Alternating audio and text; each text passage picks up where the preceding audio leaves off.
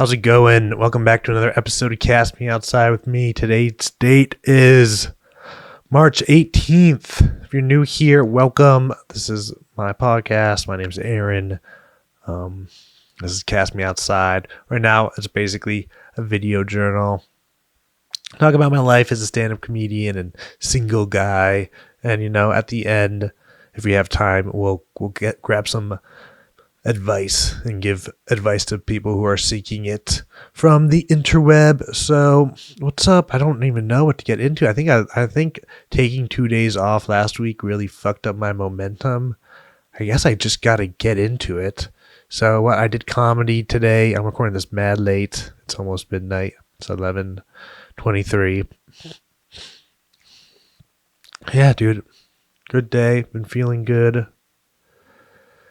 Tuesday open mic, you get about 7 minutes, and it was all comedians who know your material. Some guys did a really good job.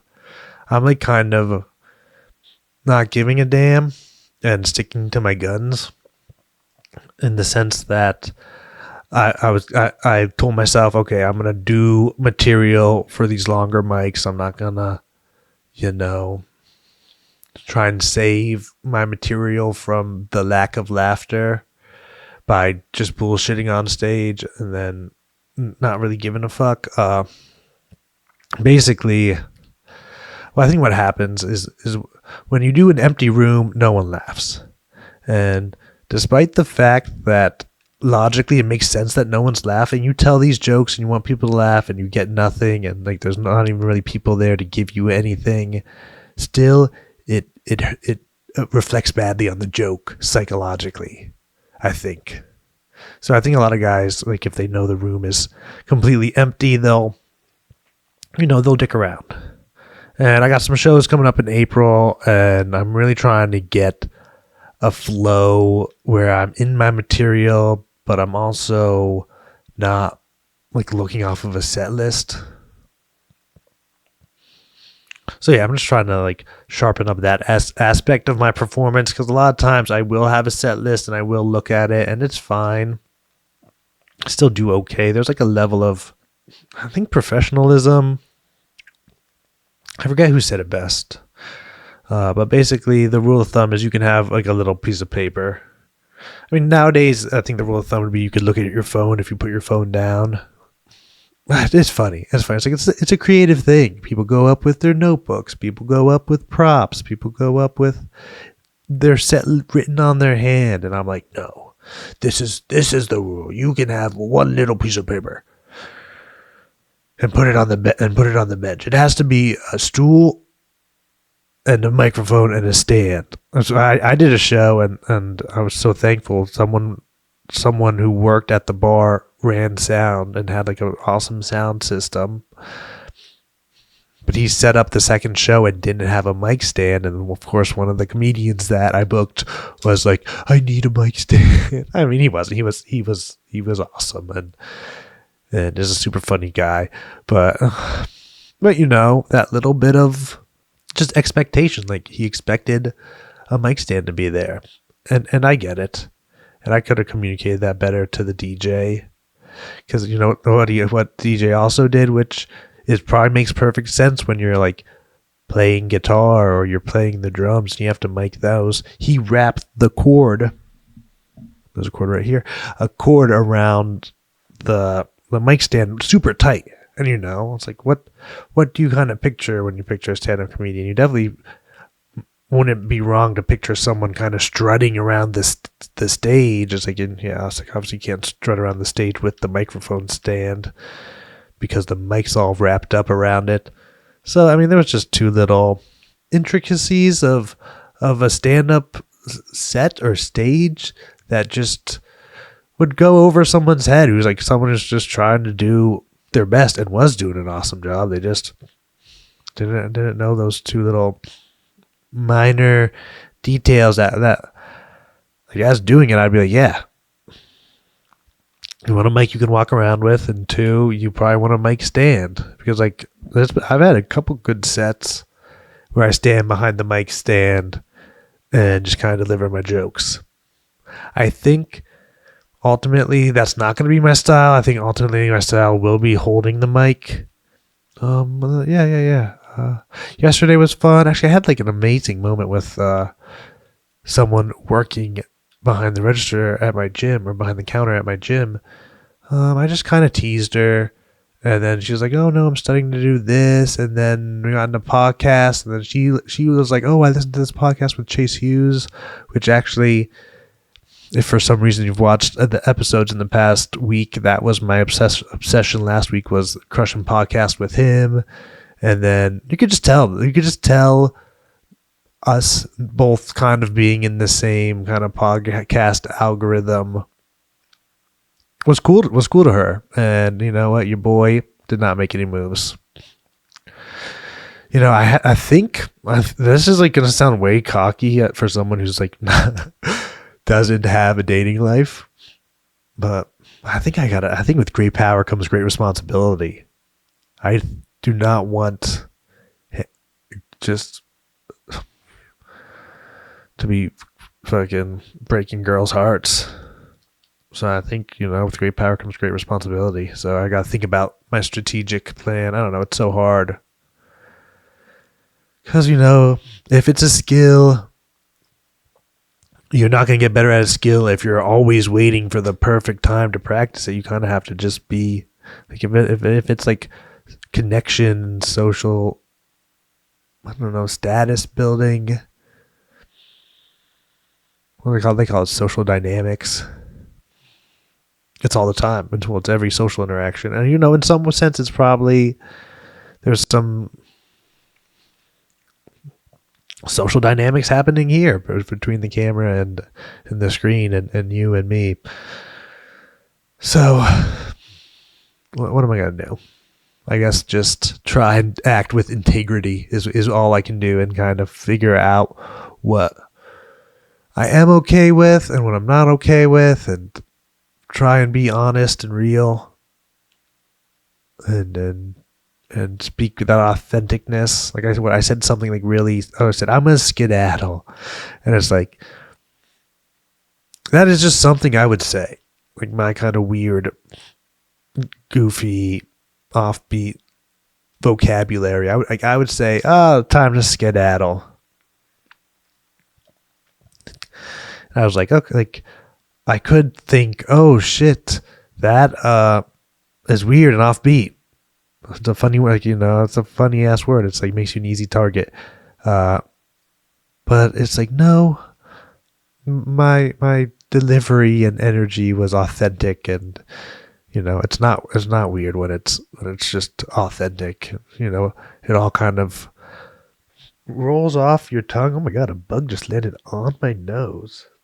It's a pretty big target, I guess. Bug just landed on my nose. I brushed my teeth after I did the podcast yesterday. I saw a big black, probably a piece of meat or coffee ground or a bit of pepper right on the front of my tooth. I was like, oh shit. But yeah, the authenticity and the comfort with yourself, and you know, being loud and being positive, and you know, it's the authority. I think back to Chase Hughes. I think Chase Hughes's 5 aspects of authority are really powerful. I could probably only remember 3. One of them's like gratitude. One of them's like joy. Oh, dang, I can't think of the other 3. 5 aspects of confidence, or 5 aspects of authority.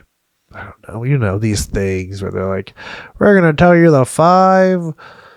We broke this down into 5 things. We broke this down into 4 things. And then we have an acronym for this. It's like, it makes me roll my eyes a little bit. I think, you know, these in-groups, these, you know, kind of cults, like, I don't know if like the pickup dating world is culty. I think there was a time when it 100% was. And, you know, there's all this jargon. And, you know, you can say a sentence that sounds like complete nonsense to someone who's not initiated, but to someone who's in the crowd, who's in the cult. So I don't think it's a cult, but there was probably times where that statement rang more true. I think right now it doesn't ring really true to me. Just like the gamey period. Okay, let's stop talking about this. But if you have the time to look up Chase Hughes' 5 aspects of either authority or confidence, that rings true. And then the confidence, the enjoyment. I think maybe it goes back to the being comfortable. You're comfortable with yourself. You're content with the situation. It's like people want to follow that. That's kind of how it feels. I'm trying to think like how I've been feeling my time at work. I'm basically feeling my time at work with I watched a bunch of the Renaissance Resistance. Damn it! I cannot. It's that Mike Isdria tells. I don't know if it's his company, but he's like definitely the spokesperson for it. His podcast page, he like breaks down celebrities' workouts. And, I watched a video, I was watching more plates, more dates videos too, which is like a lot of lifting, kind of, a lot of steroid horror stories. Which I hope, I don't know, I was always so skinny just to kind of be at where I'm at right now. I feel big. And I was 4 years going, like my fitness journey. Actually, it's probably a little bit more than 4 years going. I should see, because I used to like track my workouts. I tracked them in a way that was inspired by Arnold Schwarzenegger. And I use an app now, but I definitely kept some of my old workouts. I track them on index cards. And basically, you just write out your reps. Each rep is like a dash, and when you do them, you turn the dash into an X. And it's cool. So I just basically have this little cue card that has a couple of different exercises, and you can see all the X's. And I was going at it. I was just doing body weight stuff for the longest time. Just I did like 100 push-ups a day thing for like a month. And I think that evolved to like 100 push-ups and 100 squats. Like nothing crazy, but just consistent and body weight stuff. And then my fitness journey really kicked off in like 2021 when I did like the Joe Rogan challenge that I made up for myself. It was like Sober October Joe Rogan Super Challenge. Just call it that. Basically, I was going to do jiu-jitsu, stand up, and record a podcast every week for that month. And then, by the end of the month, I added yoga. And then I just kept that up for like a year and a half where I was doing yoga, jiu-jitsu, and stand-up. That's when I was only doing stand-up once a week. Quickly, things just got out of hand with stand-up. It became more and more of a priority. And jiu-jitsu went by the wayside, and then I think my yoga studio just moved, and it became a hell of a lot more inconvenient, which is a huge shame because yoga's calling my name, just to be in alignment. But yeah, so I had those. I wasn't doing any weight training, but the yoga makes you fucking ripped, and the jiu-jitsu is like an insane workout. So I did that for like a year and a half, and then I kind of transitioned from jiu-jitsu into lifting. I remember I kind of started doing a little bit of both, and then eventually I just was like, I just wasn't going to practice enough jiu-jitsu to have a membership be worth it. So then I was just lifting, and super. That's probably when I got super into like the dating strategies the first time, or dating advice the first time. And then I did that for like 9 months. I lifted really hard, and then I got a girlfriend, and then that kind of, it was great. It was exactly what I wanted, but my training definitely suffered from it. And then after about a year with the girlfriend, or 6 or 8 months, I got into running. And then, 6 or 8 months later, we broke up, and now I'm back into kind of lifting. But yeah, but now I'm like feeling pretty good. I'm feeling like the fucking shit because I think I know how skinny I was, and I think that little bit of consistency. Yeah, I was a little bit all over the place. Yeah, it was like kind of body weight stuff, like exercise classes, jujitsu, and yoga, and then lifting, and then running, and then back to lifting. But that's like all over the span of 4 years, maybe even as much as 6 years, and I guess that's just how long it fucking takes. And now I'm feeling pretty good, like 188, 6'2", like. And there was times where I got like a little pudgy, and my pants weren't fitting well. It like sucked to sit down, and I think I had like a shitty belt. You know what pisses me off is like I bought this belt at an art show. Like it's nice, like it looks nice. I mean, I should have probably thought about the buckle more. I didn't realize how much the buckle would dig into my gut, and then it just fucking popped and broke too. So the craftsmanship was shitty. Where I know I've mentioned this before. I just got rid of my Walmart just one piece of leather belt that lasted me probably a decade or more. So then the belt that I kind of invest in or lasts me 3 months. I mean, I do have the pieces. I could put it back together. I just need the will to do that shit. Oh, I'm kind of falling behind on a bunch of shit. Mostly just laundry. It's where I wasted so much time playing Marvels on Sunday. I wasted an entire day where I could have gotten a handful of laundry in. I probably could have gotten a handful of laundry in and only had to play slightly less, and still got the like clip stuff done. So I'm kind of permanently behind the 8 ball. And then I got my sleep was fucked up on Sunday too.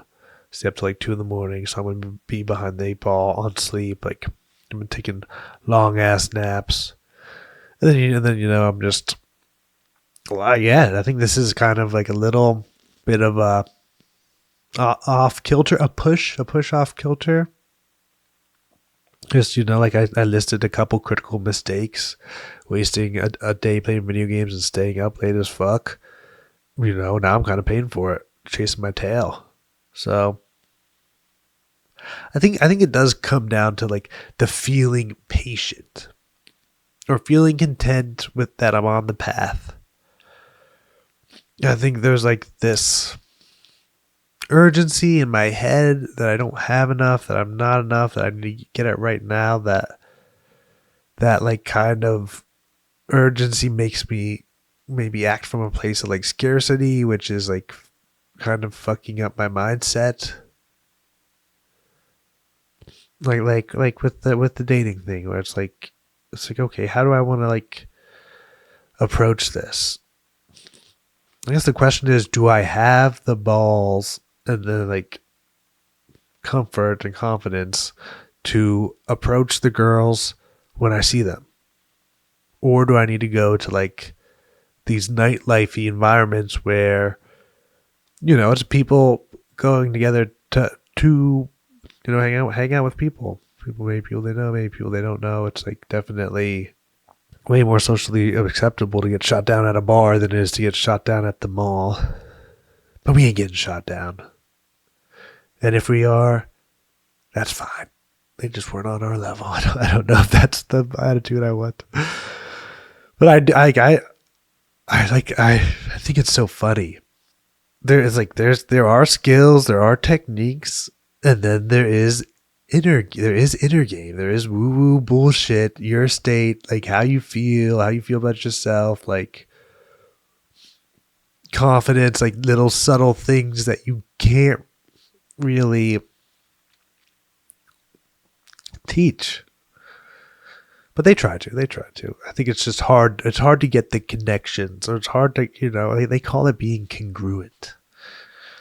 It's like, I think it's hard to go from someone who is like scared to someone who's confident and competent and comfortable. And that's probably is the journey. Oh, I have been doing some more. Oh, sorry, I'm shaking my camera. I've been doing some more studying of the archetypes and stuff about the trickster, which is like, I think, an unhealthy expression of the magician. So I think it's relevant. Yeah, I'm excited to get back on this. Actually, I have a lot to be grateful for. I'm getting shit done. And on the notes of the archetypes, which I wanted to, I think I started this thread in my mind, but I might not have started it in the podcast. But, when I need to clean shit up, I think I need to put my kingdom in order. It's like, that's kind of, it's kind of low level king energy, but it is real. That taking responsibility for your immediate space, I think it's 100% king energy. Just like I said with Jordan Peterson and Clean Your Room, I think that was like a big, which is like, so are a lot of, I think the social justice warriors, they're obviously in warrior energy. And I don't know the non-social justice warrior people, I don't know where they were. But I wonder how conscious Jordan Peterson is of it, because he definitely is a Jungian, or has I think a solid amount of research or study of that type of analysis. So I wonder how conscious he was of kind of inserting that energy into the world. But yeah, like Robert Moore says, they're energies, and you kind of need to be able to tap into them, and then the integrated man can tap into them. And awareness is the beginning.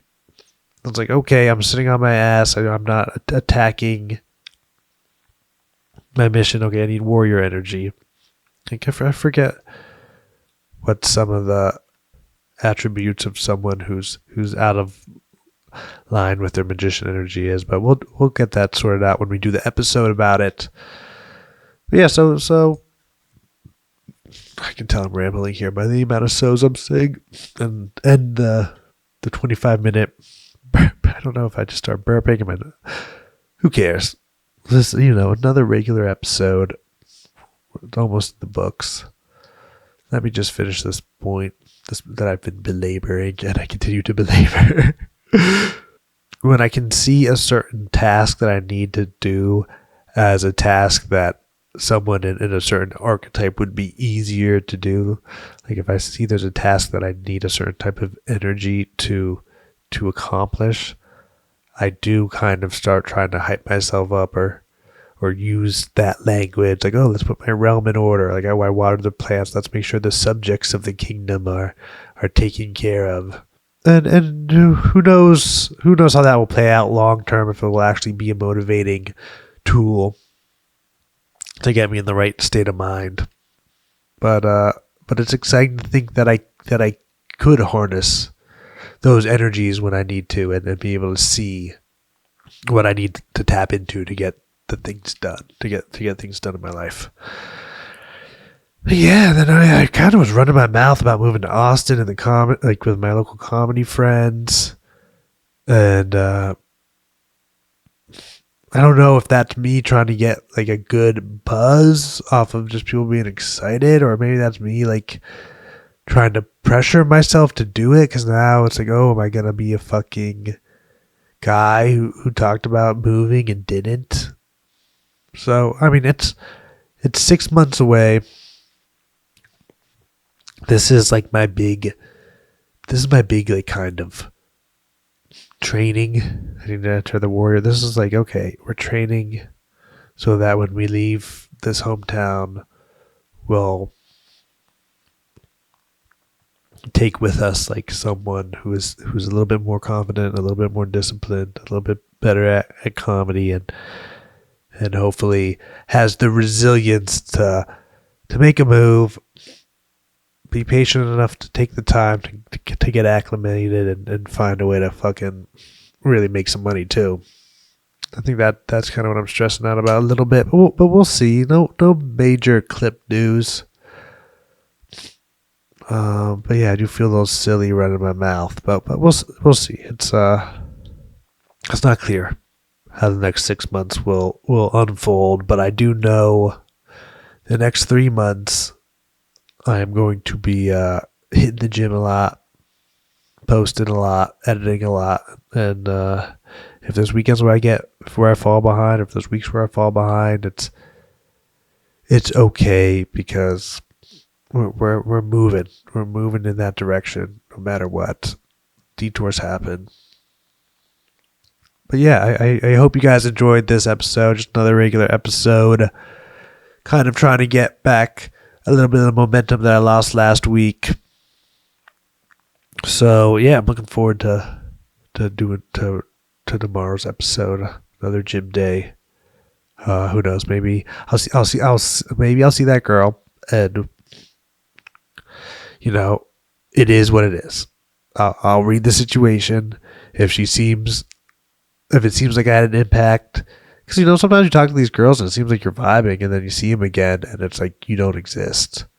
So it's definitely like a strike while the iron's hot, like type of social situation when like someone's into you, and that's been something I've been severely lacking is the striking while the iron's hot ability. But yeah, that's exciting. Like maybe that like obvious positive connection will be apparent, and I can do what I should have done, which is let them know that you're trying to date, essentially. Let them know that you're interested in them as more than just a friend.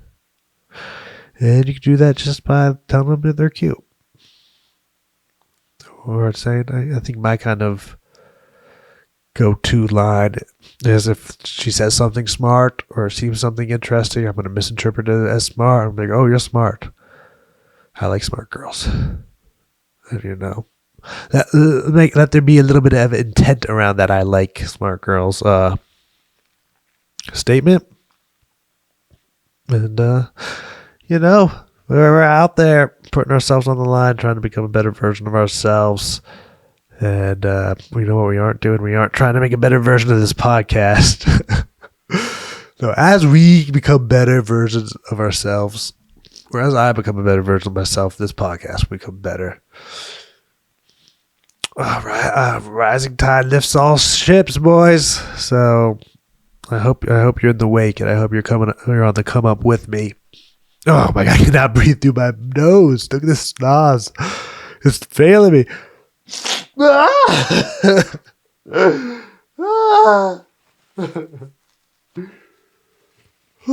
my God.